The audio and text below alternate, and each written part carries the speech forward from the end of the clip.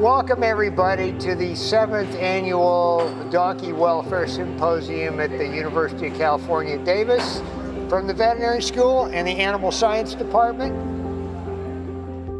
Well, the good thing about donkeys is that they are challenging.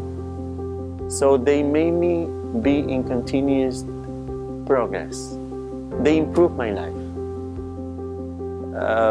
So that if you have something that improves your life and you make you think, you know, they think as we do.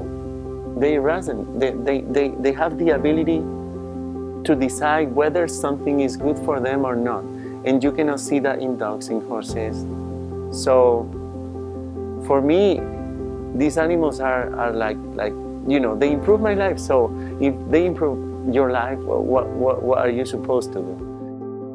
My name's Megan Hensley, and I'm here at the Donkey Welfare Symposium because, first of all, I love donkeys, and also I'm a donkey farrier. I've been working with donkeys, providing them hoof care for the last 13 years, and just in the last 2 years, I became a donkey farrier specialist.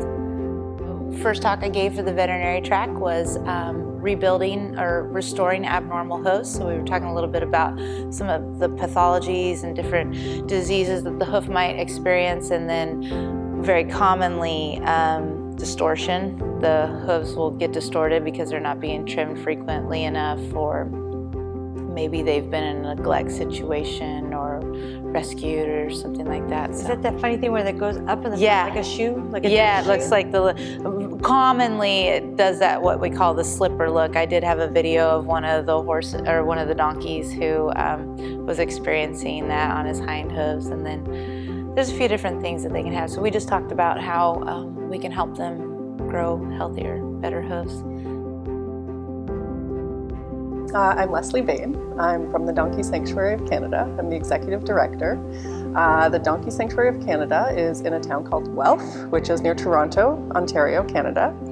And we have a fantastic mission for donkeys, mules, and hinnies. It's twofold, and so we do rescue and rehabilitation, but we also do education. So we do education that helps uplift the name of the donkey, so that people stop referring to a donkey as stubborn or as a joke.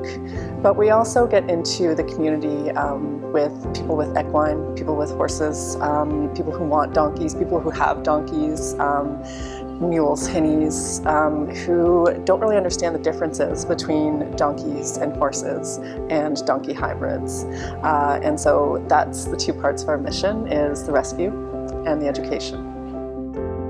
Because well, the source of food in desert areas is well, they had much less food and less variety of food in desert areas. For example, they came from Ethiopia and Egypt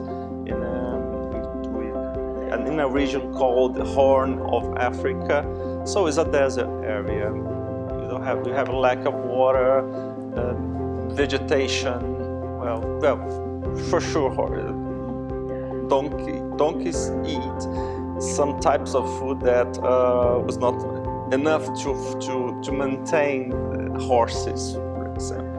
So it translates to a higher metabolism, which translates to different either susceptibility or processing of medications. Yes, because as you metabolize drugs and external substances, it's a part of the physiological process of intake of food. As the process of digestion, you have some a role of liver and enzymatic process in liver to process some nutrients too. So, it's impressive. The differences are impressive, but it's related with the capacity of the donkey that the donkey has to extract much from nothing, almost nothing. That's a concept. That's an amazing thing, isn't it? And we domesticated the donkeys, and nowadays when the donkeys are used as a pet animals and we offer lots of food, they have this capacity to extract so much things, but now they have a lots of offer of food, so they tend to get obese, and this problem. Obesity is very common in donkeys nowadays as pet animals.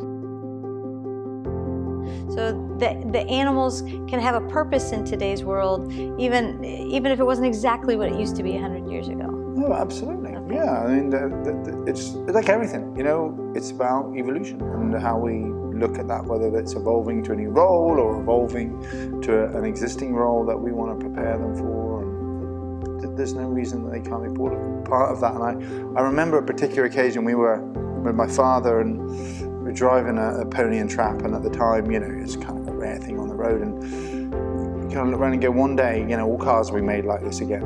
And the more that we get into all the problems with global warming, and you can just see that actually it will never probably go back to that level, but there is a role for equines to have that resurgence that I think is necessary.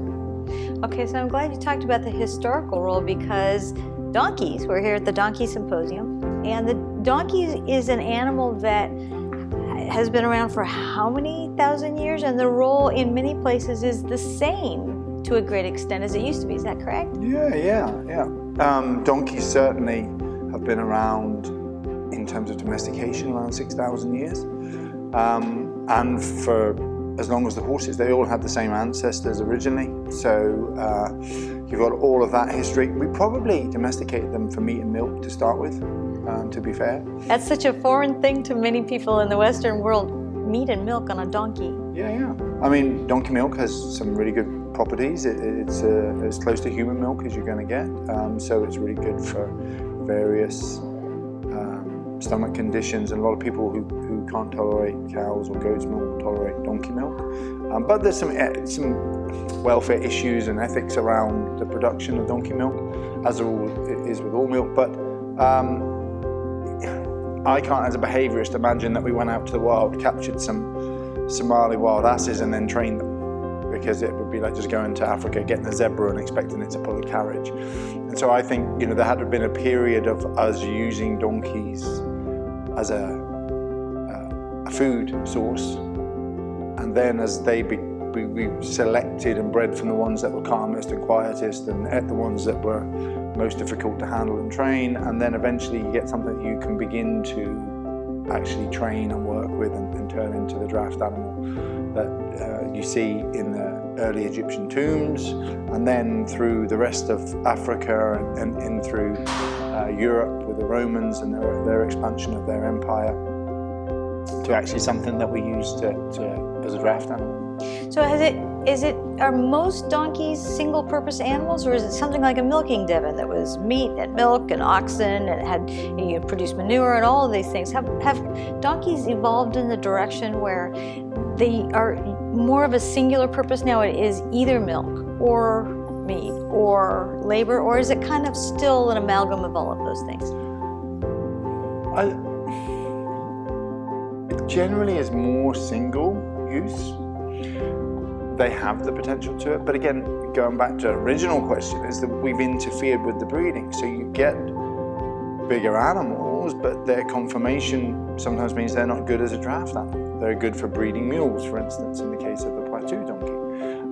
Others that are more suited to being a meat donkey because they're bred and are bigger and stronger and carry more weight naturally. And they can all do the draft work, but I think they've been more singularly selected through the last 6,000 years of what they're good at, really.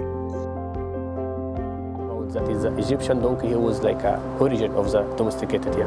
Do you have that sense of cultural pride when you see the donkeys and they point to you and you say, Yeah. that came from us? Did not come from us, of course. This is come from us. I can see this is donkeys come from us, yeah.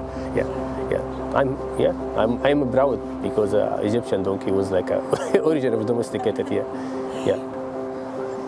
Because I'm working again with the donkey every day. I have been working with the donkey 15 years since 2004. I can understand that the donkey is very, very important for the people, and also I think I love donkeys so much here because I hope that is a donkey in the overload he can like in the better life, not just only in Egypt but in Mexico, everywhere. And this is why we are here and why we are went to other countries just to show sharing our experience every single year. I hope that the donkey will have a good, better life in the overall world. Yeah.